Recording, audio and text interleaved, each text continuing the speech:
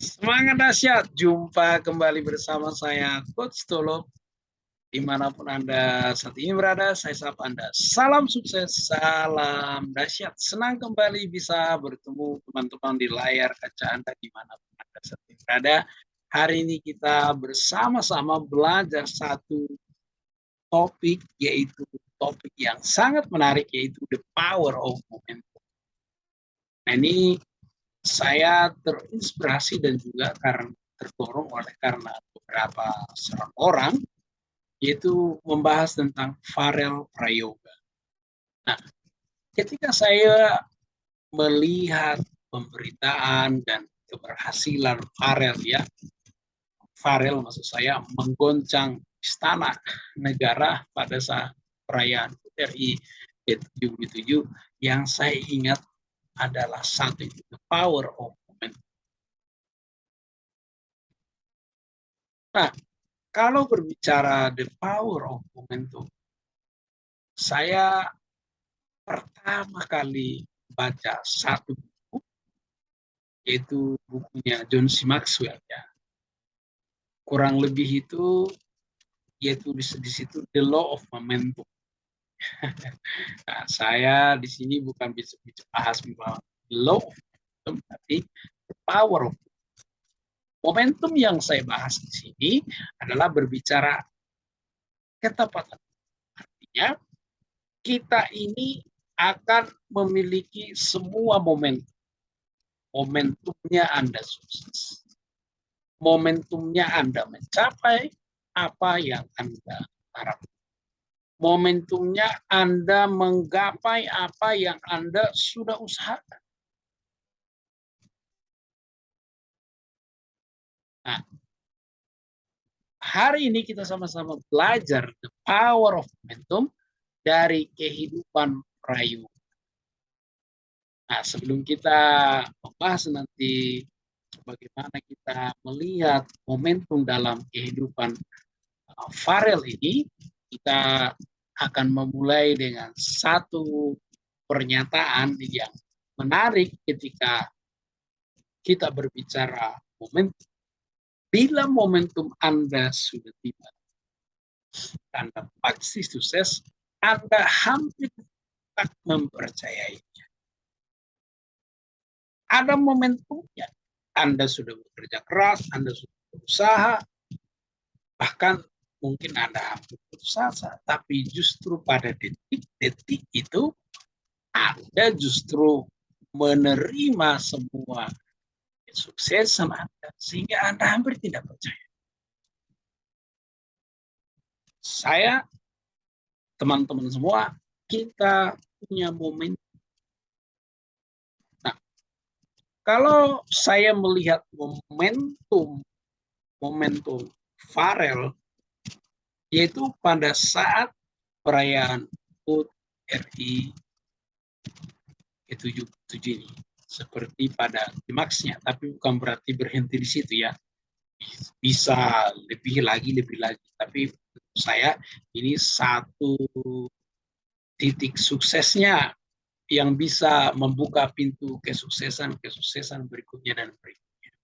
Nah, Farel saat itu mengguncang, saya kasih tanda petik, mengguncang, karena kita bisa melihat kalau Anda menonton videonya, situ Pak Presiden goyang, ya, goyang tipis, ya.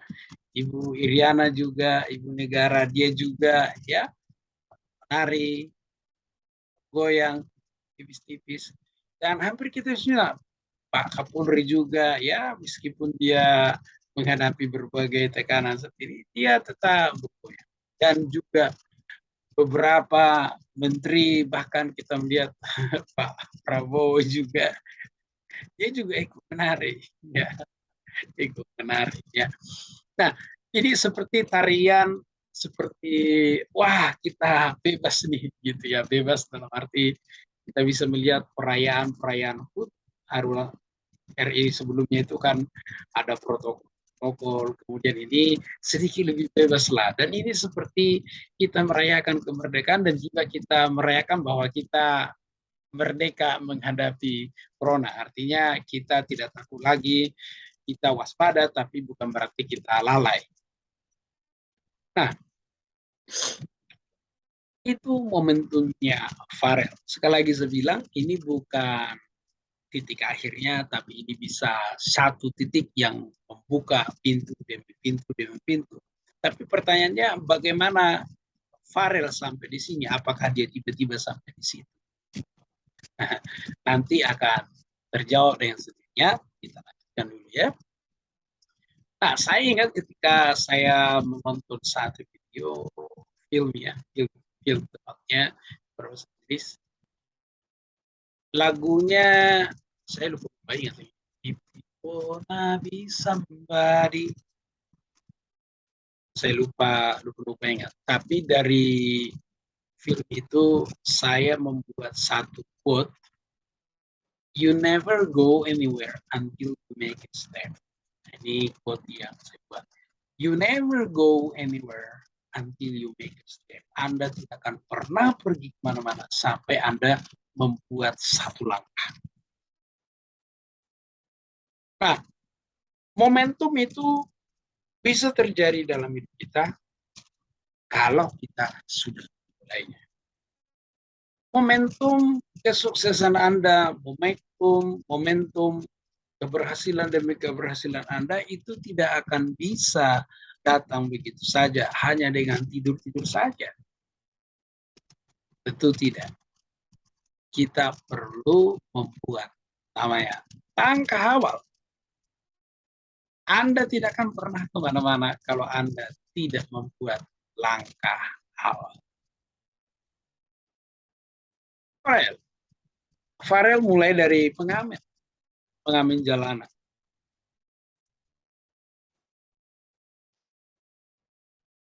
Dia bukan dari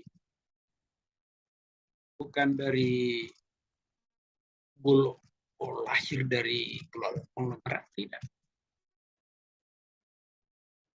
Dia mulai dari pengamen. Nanti kalau kita lihat, nanti akan kita lihat sedikit penampakan rumah Farel ya. Penampakan rumah Farel atau tampilannya. Kayaknya kalau penampakan nanti kesannya gimana gitu ya. Tapi yang pasti adalah dia memulai dari pengamen. Dan kita tahu kalau Anda lihat ada banyak penyanyi-penyanyi itu mulai dari pengamen. Bukan berarti saya katakan Anda harus jadi pengamen, tidak. Semua orang jalannya berbeda-beda. Semua orang suksesnya berbeda-beda. Ya. Ada juga yang pengamen, udah pengamen bertahun-tahun, tapi terkenal. Itu yang saya bilang tadi, momentum setiap kita itu berbeda-beda. Tapi bukan berarti karena berbeda lalu kita udah diam-diam saja. Bukan. Dia mulai dari. Yang pasti, Anda juga harus memulai apa yang Anda harapkan. Apa yang Anda ingin capai. Anda harus mulai. Kalau kita tidak pernah memulai, maka kita tidak.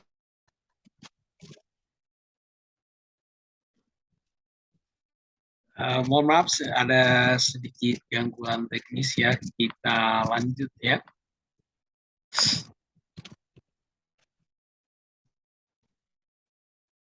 Kalau Anda tidak pernah membuat atau mengawali, Anda tidak akan pernah.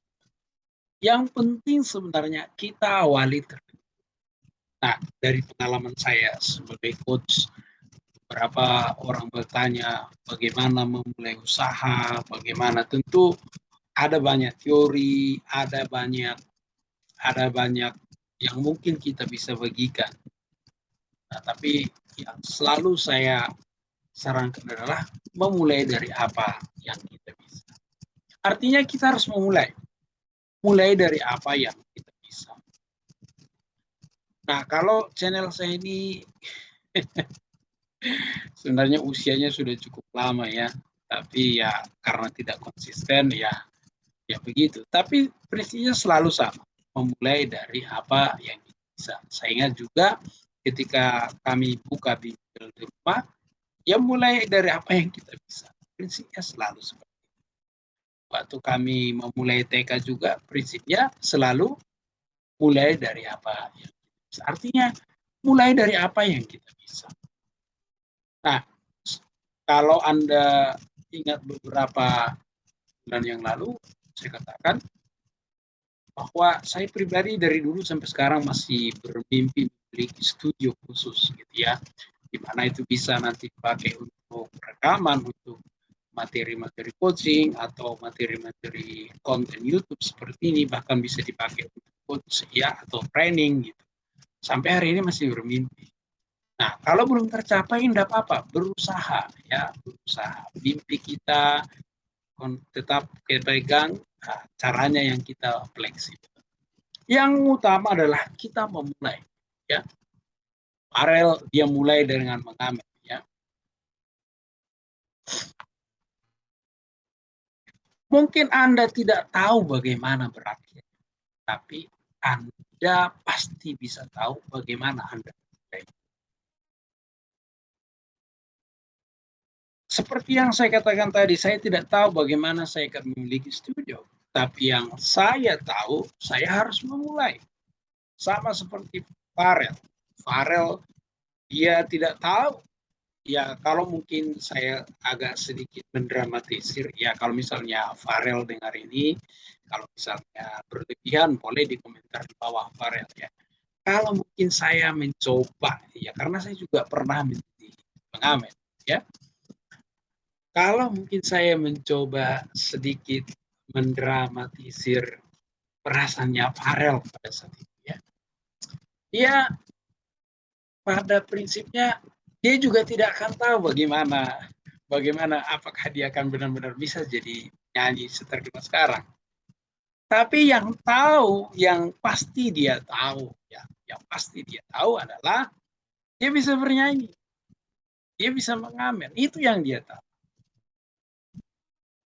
Adalah harapannya mungkin, adalah harapannya menjadi penyanyi besar.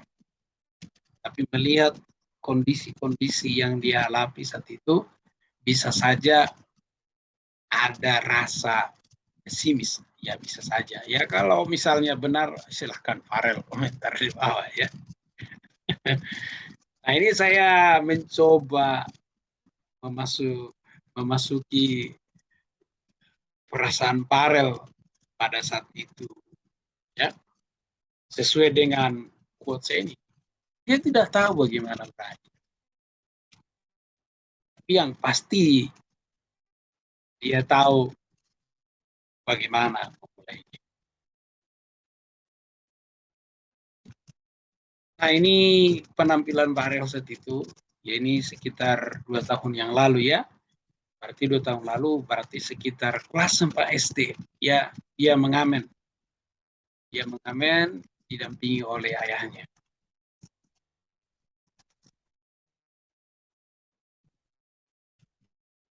Nah, sekali lagi seperti yang saya katakan tadi, dia tahu artinya dia bisa ngamen. Bagaimana akhirnya dia tidak tahu. Tapi yang pasti saya yakin dia punya pengharapan, dia punya cita-cita. Nah, sampai ketemulah namanya satu malaikat. Saya sebut ini malaikat penolong ya. Ini tampilan rumahnya ya. Di tampilan rumah Farel. Ya seperti yang saya katakan, dia bukan dari keluarga berat, bukan juga dari artis, dia dari keluarga yang sederhana, dan setiap kali dia mengamen ditemani oleh ayahnya. Ini adalah tampak rumahnya ya. Tapi kita tidak tahu beberapa hari ke depan, bisa saja sudah direnov karena seperti yang kita tahu ya, dia mendapat honor dan juga dapat saweran, dan kita tidak tahu berapa jumlahnya. Yang pasti itu adalah sebagai bonus bagi dia dan juga sebagai honornya, sebagai ya dia layak terima itu. Ya.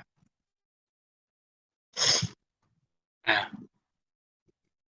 seperti yang saya katakan tadi, saya tidak tampilkan di sini gambarnya karena saya juga belum kenal ya namanya Mas David ini. Ini cuplikan curhatnya Farel ya. Pada saat Farel ngamen di pasar, Farel bertemu dengan Mas David. Nah, Mas David pun berkompromi dengan ayah Farel, dan Farel pun dikontrak. Nah, ini guru vokalnya, Mas Wandra, selaku guru vokal Farel di Banyuwangi, mengajak Farel untuk membuat konten. Ya, pertama view-nya masih sedikit, 1 jam cuma 900-an.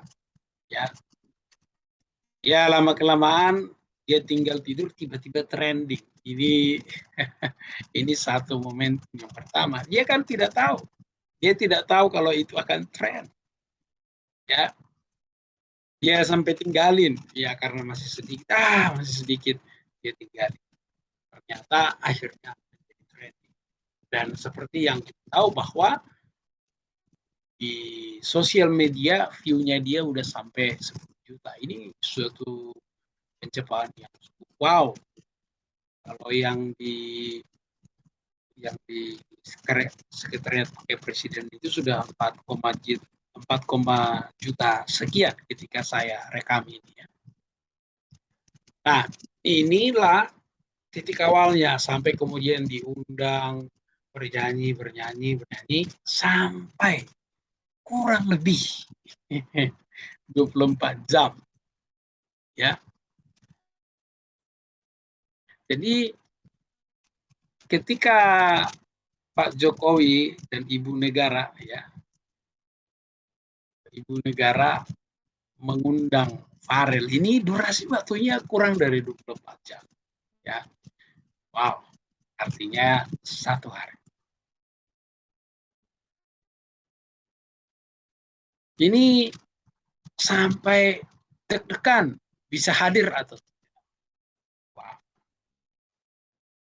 Jadi meskipun undangannya dadakan, tapi bukan berarti dadakan itu hasilnya juga amburadul. Enggak. Tentu bagi Farel yang sudah bernyanyi tahun-tahun, yang ngamen bertahun-tahun, bernyanyi itu pasti bisa. Nah, jadi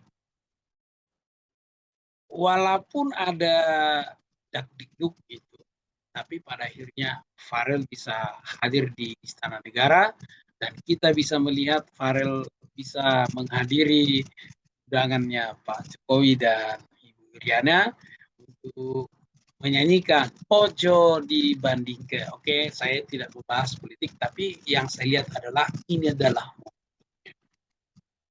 Nah, Anda bisa melihat bagaimana senyumnya Pak Jokowi dan di sini Ibu Irianya sedang bergoyang dia ketika mendengarkan lagu dan ini memang diundang secara khusus.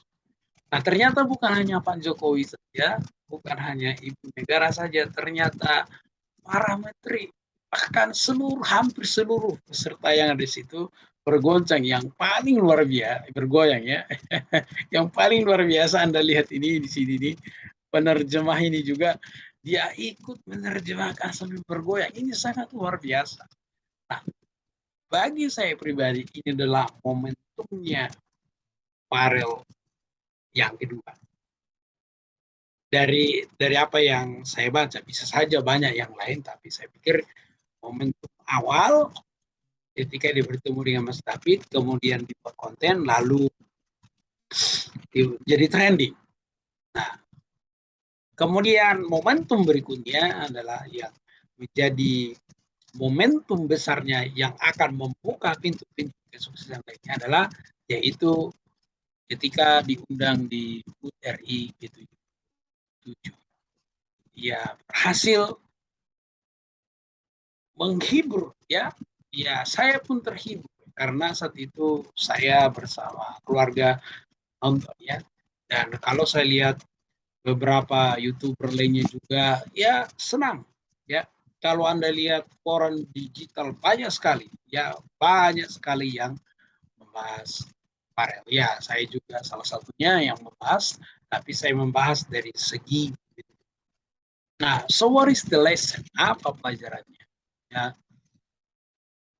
oke, setelah ini ya, nah, Saya akan jawab pelajarannya setelah ini. Nah, Farel ini ketika dia pulang, dia tidak pulang sendirian, dia dikawal. Ya, dikawal. Kalau Anda baca bagaimana dia disambut dengan haru, dengan luar biasa, ya.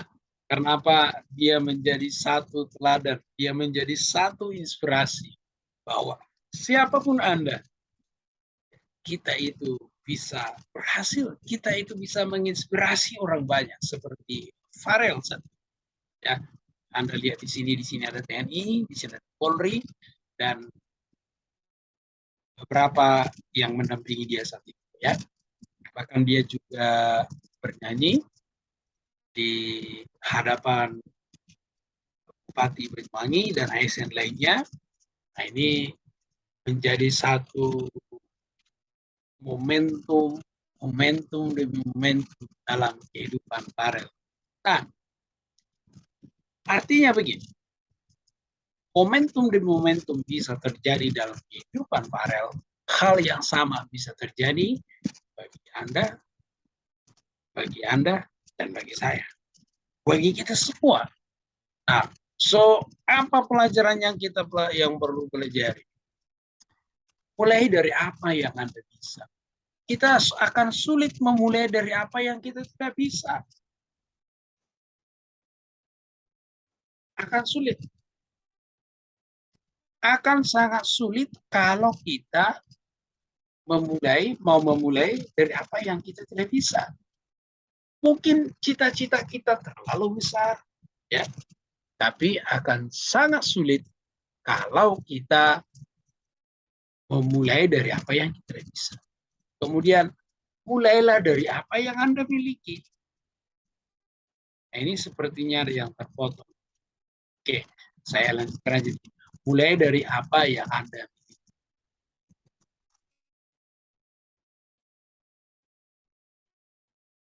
Jadi mulai dari apa yang Anda bisa, mulai dari apa yang Anda. Jadi walaupun cita-cita kita besar, mulailah dari apa yang kita bisa. Kalau Anda melihat video saya ketika saya mengajar di Krishna, bahkan kemarin itu saya nggak minta lagi karena materinya hampir sama, pesertanya saja. Ya, jadi saya tidak upload ulang. Nah, yang saya mau sampaikan adalah saya masih di bawah satu nanti ada akademi. Ya. Tapi selalu prinsipnya memulai dari apa yang saya mulai dari apa yang saya. Kemudian, untuk segala sesuatu ada waktunya. Nah, ini yang penting. Untuk segala sesuatu ada waktu. Ada waktunya kita gagal, artinya kita belajar. Ada waktunya kita belajar kesalahan, artinya kita belajar. Ada juga nanti waktunya kita berhasil mencapai apa yang kita harapkan. Kalau misalnya Anda gagal, itu bukan kabar buruk, karena Anda nggak sendirian. Saya jadi ingat satu kata-kata motivasi seperti ini ya. Kegagalan tidaklah menjadi sebuah kegagalan sebelum Anda berhenti. Saya ulang. Kegagalan tidak disebut sebagai kegagalan sebelum Anda berhenti. Makanya jangan pernah berhenti berharap sebelum menjadi kenyataan.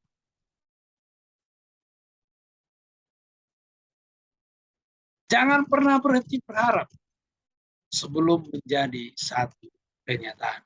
Sebelum saya akhiri video motivasi kali ini, saya mau kita melihat gambar. Nah, saya lihat gambar ini, ya, kurang lebih itu sekitar 10 tahun yang lalu. Nah, saya cari di internet, ternyata masih ada. Nah, saya mau katakan begini. Kadang-kadang kita tidak tahu seberapa dekat kita kepada tujuan. Tapi kita sudah berhenti. Sama seperti di gambar ini, Anda melihat dia begitu bekerja keras, bekerja keras, bekerja keras, bekerja keras. Tapi begitu sudah dekat harta karunnya, dia berhenti. Momen-momen seperti ini juga mungkin beberapa kali atau sering atau bahkan berkali-kali terjadi dalam kita tanpa kita sadari. Kita sudah berusaha, kita sudah berusaha, kita sudah berusaha.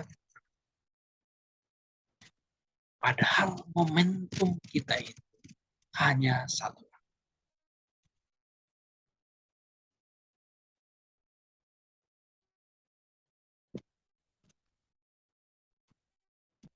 Seandainya Bapak ini tinggal paculkan sekali paculnya, itu akan kelihatan itu berlipat.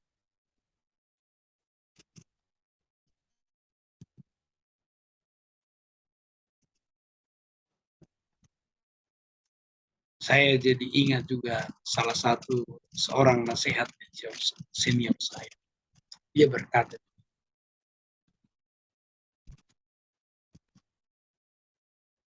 berapa kali Anda gagal?